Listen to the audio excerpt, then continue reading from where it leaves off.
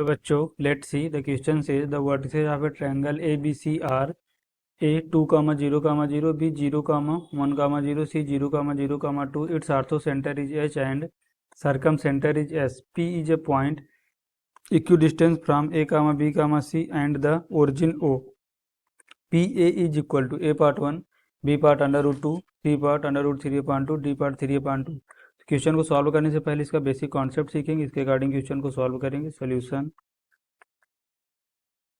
की concept,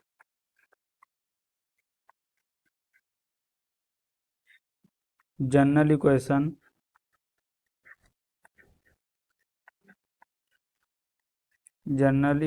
of sphere, general equation of sphere is given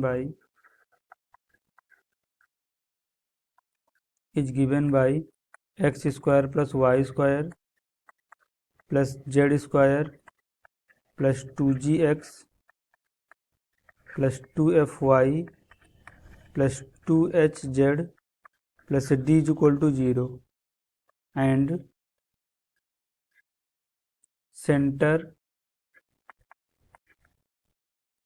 centre of sphere is equal to -g, -f, -h। And देखो, अगर हमारे पास 4 point हैं a, b, c, d, if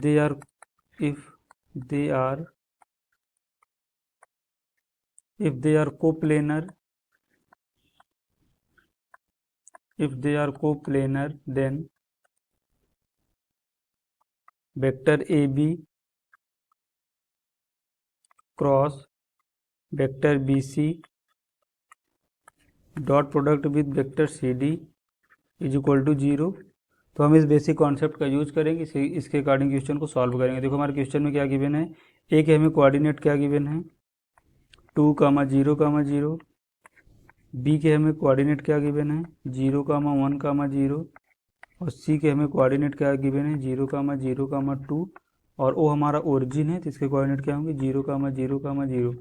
तो सबसे पहले हम ये चेक करेंगे कि ये पॉइंट हमारे कोप्लेनर है कि नॉन कोप्लेनर है। देन अगर हम यहाँ से vector A B find out करें तो यहाँ से कितना मिलेगा -2i कैप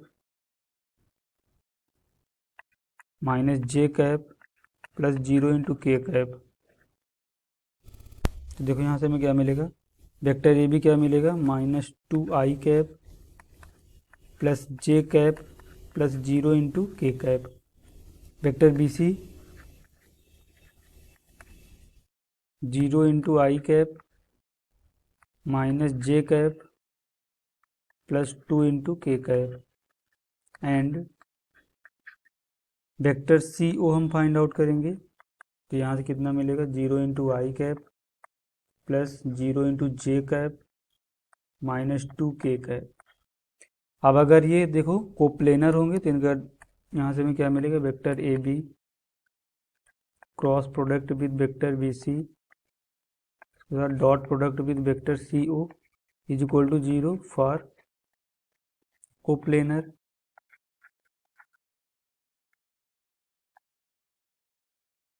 तो देखो, हम इसको सिंप्लीफाई करें तो इसको यहाँ से देखो क्या ले सकते हैं, determinant of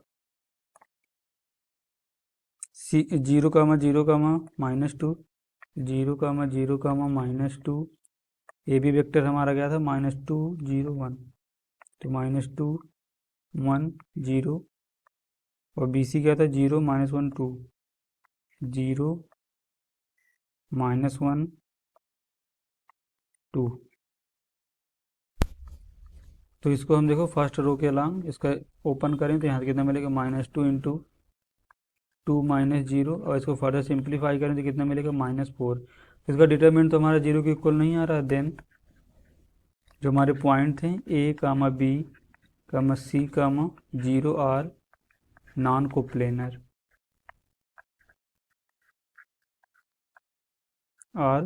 coplanar and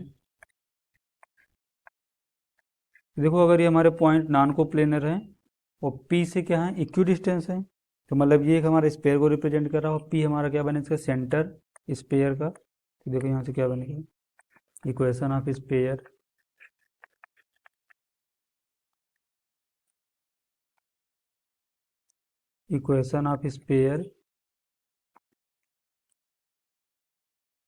which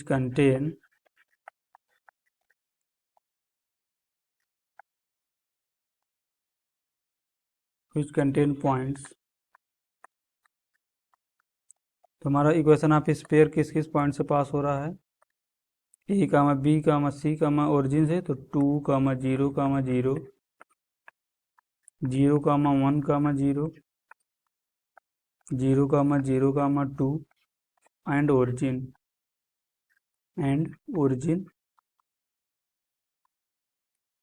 तो देखो यहाँ से इक्वेशन ऑफ स्पेयर हम जनरल इक्वेशन क्या थी, x square plus y square plus z square plus 2gx plus 2fy plus 2hz plus d is equal to 0। तो यहाँ पर हम पुट करेंगे, ओरिजिन को पहले पुट करेंगे 0 कामा 0 कामा 0, ये हमारी क्या है, इक्वेशन नंबर 1 है। इसको पुट करेंगे तो देखो एक्स और वाई जेड सभी कोऑर्डिनेट हमारे 0 0 हैं, तो यहाँ से कितना मिलेगा, d plus 0 is equal to 0। इसको फर्दर सिंप्लीफाई करें तो यहाँ से हमें कितना मिलेगा, d इज इक्वल टू 0। यहाँ से हम पुट करेंगे इसमें इक्वेशन नंबर 1 में 2 कामा 0 कामा 0, तो देखो यहाँ से क्या मिलेगा, 4 प्लस 2 इंटू जी, और एक्स कोऑर्डिनेट हमारा 2 है, रेस्ट का तो वाई और जेड 0 है, तो 2g इंटू एक्स, और एक्स जगह कितना पुट करेंगे 2 plus d is equal to 0। D की वैल्यू 0 हमने फाइंड आउट किया, तो यहाँ से हमें जी कितना मिलेगा, जी इज इक्वल टू -1, और डी हमारा यहाँ से कितना था 0। पुट करेंगे हम 0 कामा 1 कामा 0 इक्वेशन नंबर 1 में, तो यहाँ पर y कोऑर्डिनेट 1 है और x और z का 0 है, तो कितना मिलेगा 1 plus 2f into y into 1 plus d is equal to 0। D की वैल्यू तो 0 है, तो f यहाँ से कितना मिलेगा, -1/2 and put 0 comma 0 comma 2 equation number 1 में पुट करेंगे, तो x और y का कोऑर्डिनेट 0 है, z का कोऑर्डिनेट हमारा कितना है 2, तो यहाँ से मिलेगा 4 plus 2 into h into z 2 plus d is equal to 0। D की वैल्यू तो 0 है, तो यहाँ से h कितना मिलेगा, h इज इक्वल टू -1। तो put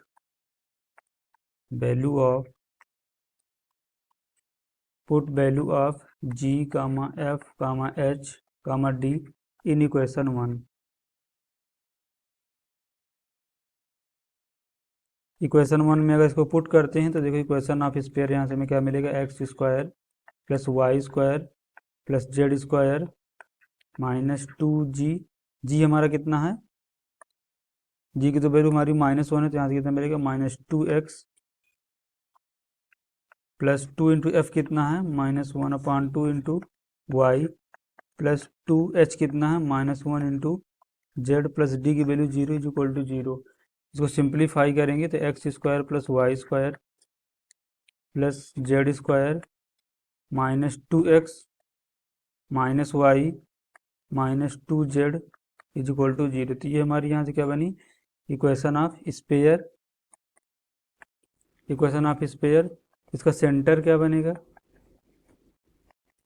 -g comma -f comma -h, और g हमने कितना फाइंड आउट किया, -1, तो यहाँ से कितना बनेगा, 1 कामा f हमारा कितना था, -1/2, तो ये 1/2 और यहाँ से 1। ये तो हमें p के कोऑर्डिनेट मिल गए, क्या मिला, p 1 कामा 1/2 कामा 1, और a के कोऑर्डिनेट हमें पहले से पता थे, क्या था 2 कामा 0 कामा 0, तो हमें pa फाइंड आउट करना था, तो डिस्टेंस बिटवीन 2 पॉइंट्स, तो यहाँ से कितना मिलेगा, 2 - 1 का होल स्क्वायर प्लस 0 - 1/2 का होल स्क्वायर प्लस 0 - 1 का होल स्क्वायर अंडर रूट। इसको सिंप्लीफाई करेंगे तो 1 + 1/4 प्लस 1 अंडर रूट, तो यहाँ से कितना मिलेगा, 9/4 अंडर रूट। फर्दर सिंप्लीफाई करेंगे तो कितना मिलेगा, 3/2। तो हमारा फाइनल आंसर क्या इसका मिलेगा, 3/2। इसके अकॉर्डिंग देखते हैं कौन सा ऑप्शन करेक्ट होगा। Option D is the correct answer. Hope you understood it well. Best of luck.